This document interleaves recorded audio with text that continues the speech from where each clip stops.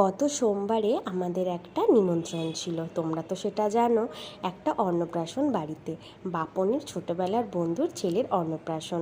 এখানে আমি, আমার বর সবাই সুন্দর করে রেডি হয়ে নিয়েছি। এখন ঘড়িতে বাজে অলমোস্ট 8টা।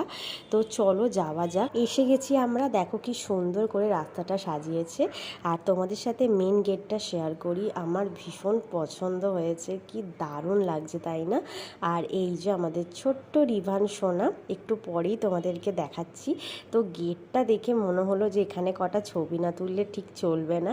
তা আমি আর বর সেই সুযোগে একটু ছবি তুলে নিলাম। আর তার পাশেই দেখি ফুচকাওয়ালা বসেছে।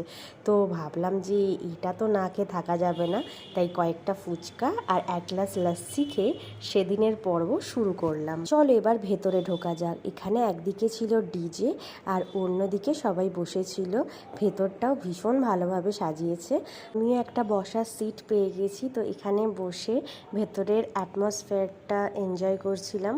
আর এই দেখো আমার পাশাপাশি এখানে বসে রয়েছে আমার শাশুড়ি মা, আমার শ্বশুর মশাই, আমরা তিনজন মিলে বসে গল্প করছিলাম।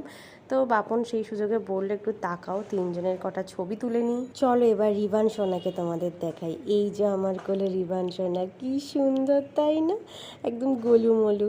তো অনেকটাই রাত হয়ে গেল, চলো এবার খাওয়া দাওয়া করিনি। ভিডিওটা কেমন লাগলো অবশ্যই লিখে জানাতে ভুলো না। টাটা।